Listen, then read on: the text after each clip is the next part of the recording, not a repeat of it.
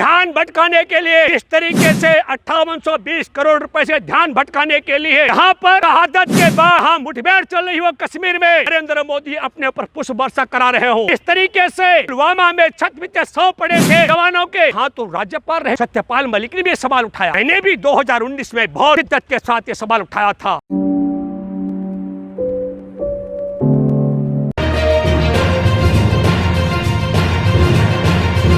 सब लोगों को जानकारी है कि कश्मीर में आतंकी मुठभेड़ में हमारे देश के सेना के 2 आला अधिकारी, एक पुलिस अधिकारी की शहादत एक तरफ होती है, और शहादत होने के बाद हमारे देश के मोदी सरकार के केंद्रीय मंत्री और सेना के पूर्व जनरल बीके सिंह 7:12 पर ट्वीट करते हैं मेजर कर्नल मनप्रीत के शहादत के विषय में दुख व्यक्त करते हैं। और उसके ठीक बाद आप सब लोगों ने देखा कि भाजपा मुख्यालय में प्रधानमंत्री नरेंद्र मोदी उस वक्त, जिस वक्त हमारे देश के सेना के आला अधिकारी और पुलिस के डीएसपी 27 साल के, जिसका 2 साल का बच्चा है, उसका शव रखा हुआ था। एक तरफ कश्मीर में मुठभेड़ चल रही थी और दूसरी तरफ एक एएसआई, एक सब इंस्पेक्टर मणिपुर में मारा गया अज्ञात बंदूकधारियों की गोली से। और प्रधानमंत्री नरेंद्र मोदी भाजपा मुख्यालय में उसके बाद प्रवेश करते हैं, उन पर पुष्प वर्षा की जाती है। भाजपा केंद्र सरकार जश्न मना रही थी। ये सोचने की बात है, आप सब लोगों को अपने जहन में बिठानी पड़ेगी, क्या सच में हमारे देश के प्रधानमंत्री, केंद्र में शामिल मंत्री और भारतीय जनता पार्टी के लोग इतने नालायक हैं कि उन्हें यह पता नहीं लग पाया कि भारत की सेना के 2 आला अधिकारी आशीष और मनप्रीत और वहां पुलिस का डीएसपी हुमायूं ये शहादत दे चुके हैं, मुठभेड़ चल रही है। और ये जानकारी अगर उन नालायकों को नहीं थी तो 1 मिनट भी सत्ता में रहने का हक नहीं है, कुर्सी पर मोदी को रहने का हक नहीं है। लेकिन ये जानकारी थी। क्रोनोलॉजी का हिस्सा मैं आपको बताना चाहता हूं। क्रोनोलॉजी क्या है वो बताता हूं। क्रोनोलॉजी का हिस्सा ये है कि हमारे देश में जब जवानों की शहादत होती है तो भाजपा को जश्न मनाना पड़ता है। मैं ऐसी एक घटना और बताता हूं आपको। 2019 का मैं जिक्र कर रहा हूं, 14 फरवरी का, जब पुलवामा में 40 जवानों की हत्या कर दी गई थी। और वह हत्या भी ऐसे ही नहीं, हमारे देश की खुफिया एजेंसी की रिपोर्ट थी, 1 नहीं 10 रिपोर्ट थी कि बम विस्फोट भरी गाड़ी से हमला करके जवानों की हत्या कर दी जाएगी। उस खुफिया रिपोर्टों को खारिज किया मोदी सरकार ने। इसके बाद आला अधिकारियों ने जहाज की मांग की थी, हवाई जहाज की, कि ताकि जवानों को सुरक्षित पहुंचाया जा सके। मोदी सरकार ने वो भी मांग खारिज की। एक साथ 3700 जवानों को सड़क पर उतारा, जो सड़कें असुरक्षित थी, योजनाबद्ध तरीके से। और 26 मई 2014 से लेकर आज तक एक दिन वनवास हुआ नरेंद्र मोदी को, और वह तारीख है 14 फरवरी 2019 की, वही तारीख जो हमारे देश में पुलवामा में 40 जवानों की हत्या की तारीख है। और मैं आपको बताना चाहता हूं, विपक्ष में कांग्रेस की तरफ से 3:10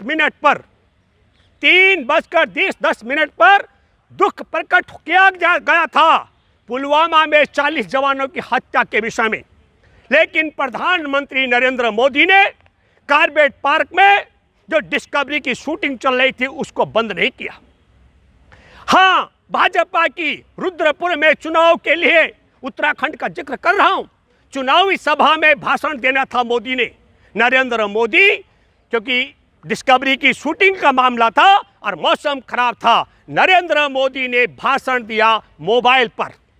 लेकिन नरेंद्र मोदी ने 40 जवानों की शहादत का जिक्र नहीं किया। शहादत नहीं, जिस वक्त हमारे देश के जवानों के 40 जवानों के टुकड़े छत बिछत बिखरे पड़े थे, नरेंद्र मोदी उस वक्त भी शूटिंग में इसी तरीके से व्यस्त थे जिस तरीके से कि अभी आला अधिकारी मनप्रीत, आशीष और हुमायूं की हत्या के बाद, उनकी शहादत के बाद जिस तरीके से नरेंद्र मोदी जश्न मना रहे थे, अब ये दोनों क्रोनोलॉजी को आपको समझना पड़ेगा।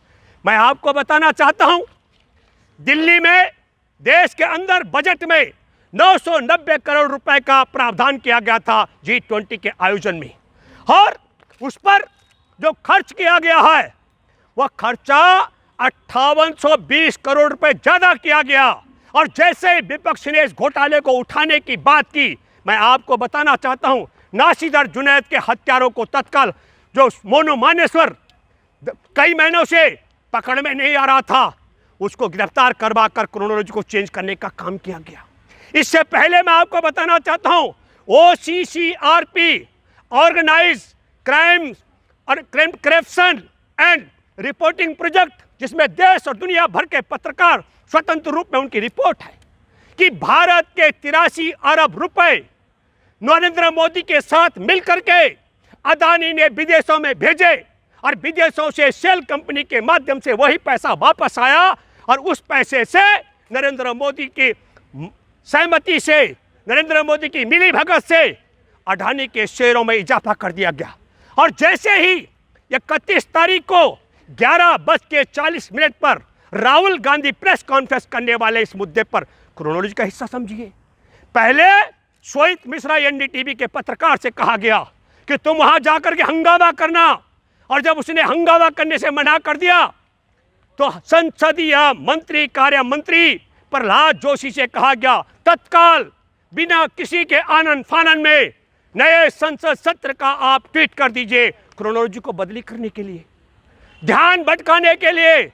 जिस तरीके से 5820 करोड़ रुपए से ध्यान भटकाने के लिए यहां पर शहादत के बाद वहां मुठभेड़ चल रही हो कश्मीर में, और नरेंद्र मोदी अपने ऊपर पुष्प वर्षा करा रहे हो, जिस तरीके से पुलवामा में छत पीछे 100 पड़े थे जवानों के, वहां तो राज्यपाल रह चुके सत्यपाल मलिक ने भी सवाल उठाया। मैंने भी 2019 में बहुत शिद्दत के साथ ये सवाल उठाया था कि आखिर ये RDX कहां से आया, वह कौन गद्दार है और आतंकियों का यार है जिन्होंने खुफिया एजेंसी की रिपोर्ट को खारिज किया, वह कौन देश का गद्दार है मोदी की सरकार में जिसने जहाजों की मांग को अस्वीकार किया, और वह कौन गद्दार है जिसने नरेंद्र मोदी को उसी दिन एक दिन के लिए वनवास कराया।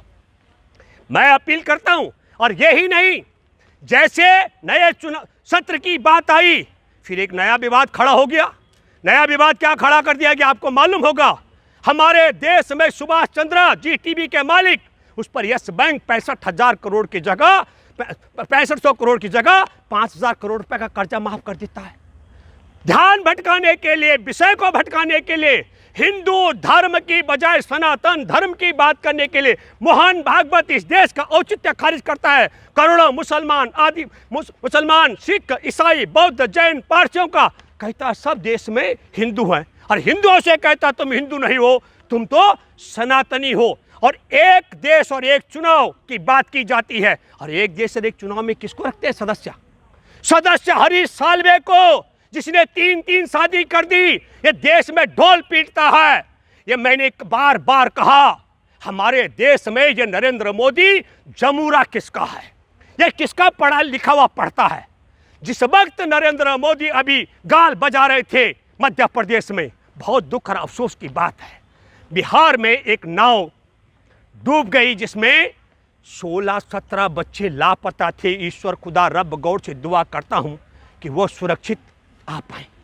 मुठभेड़ चल रही है कश्मीर में, जवानों की शहादत हो रही है, इस पर एक शब्द नहीं बोला, क्योंकि जमूरे को ना तो बिहार में नाव पलटने पर बच्चों के विषय में लिख कर दिया गया, और ना कश्मीर में जो शहादत हुई है उस शहादत के विषय में लिख के दिया गया है। तब मैं ये आप लोगों से कहना चाहता हूं, आप सब अपने हृदय पर हाथ रख करके सोचें। जिस तरीके से 14 फरवरी 2019 को आतंकी हमले के बाद गोदी मीडिया ने कहना शुरू कर दिया था कि भाजपा की जीत सुनिश्चित हो गई है, मैं आपको एक बात कहना चाहता हूं, जब मास्क लगाकर दिल्ली में लोग चलते थे, तब BP हाउस कंस्ट्रक्शन क्लब के सामने चाय के स्टॉल पर मैं बैठा था, IB का एक आला अधिकारी आया, वो मेरे से बात करना चाह रहा था, मुझसे बात की। मैंने कहा क्या है मामला, हमने कहा आप आला अधिकारी हैं IB के, पहली परीक्षा आपकी मैं ये लेता हूं, आप बताओ अगर पुलवामा में 40 जवानों की मोदी हत्या नहीं करवाते तो कितनी सीट आ रही थी? तो यकीन करेंगे आईबी के अधिकारी ने कहा 45 से 50 सीट। मैं भी मान गया था, ये सही बोला, हम भी मानते थे इतनी सीट आएगी। उसका एक और दावा था, ये दोबारा जवानों की हत्या नहीं कराएंगे, देश में कुछ और ऐसा खतरनाक काम नहीं कराएंगे। इसकी क्या गारंटी है? इसलिए दोस्तों, मैं आपको बताना चाहता हूं, हमारे देश के अंदर